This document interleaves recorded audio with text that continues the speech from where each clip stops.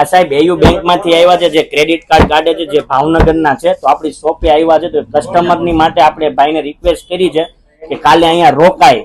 એટલે મીન્સ કે તારીખ 13 તારીખ અને મંગળવારની વાત છે કે 13 તારીખે તમે આવી શકશો મંગળવારે.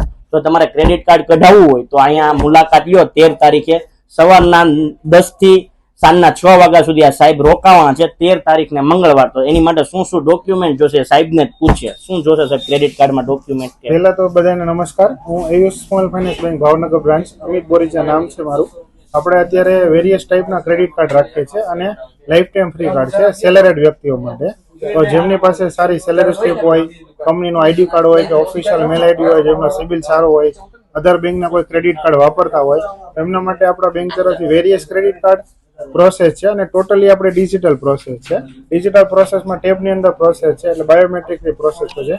જેમને બી ક્રેડિટ કાર્ડ પ્રોસેસ કરાવવાનો એ વ્યક્તિ આપણે હાજર જોશે. એમનું પાન કાર્ડ, આધાર કાર્ડ, મોબાઈલમાં ફોટો હશે તો બી હાલશે. એ કોઈ ઓરિજિનલ ડોક્યુમેન્ટની જરૂર નથી. પણ એમ્પ્લોયમેન્ટ પ્રૂફ માટે સેલેરી સ્લીપ છે, કંપનીનો આઈડી કાર્ડ છે અથવા ઓફિશિયલ મેલ આઈડી કોઈ પણ હોય તો એ વેલિડ પ્રૂફ તરીકે આપણે ગણશું.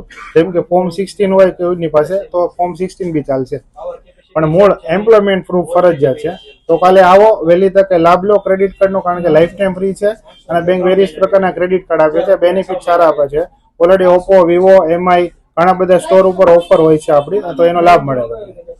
તો ખાસ પધારજો. આજે સોમવાર છે, વાત કાલ મંગળવારે ખાસ પધારો. મંગળવાર ને 13 તારીખે. ને ડોક્યુમેન્ટમાં નોર્મલી વાતમાં 3 વસ્તુ જરૂરી છે. સેલેરી સ્લીપ અથવા કાંઈ બી જોબ કરતા હોવાનો સેલેરી ડોક્યુમેન્ટ હોવું જોઈએ.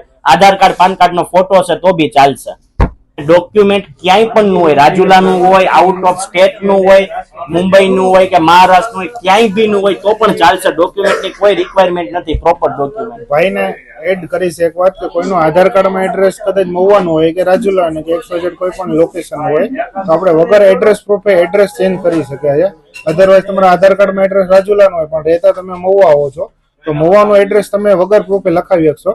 હું આ એડ્રેસ ઉપર રહું છું, કારણ કે આપણું જે કાર્ડ ડિલિવરી છે એ રેસિડેન્ટ એડ્રેસ હશે ત્યાં ડિલિવરી થશે. આવા જ સમાચારો માટે અમારી ચેનલને લાઈક કરો, શેર કરો અને સબસ્ક્રાઇબ કરો. અને હા, બેલ આઇકોન દબાવવાનું ભૂલતા નહીં.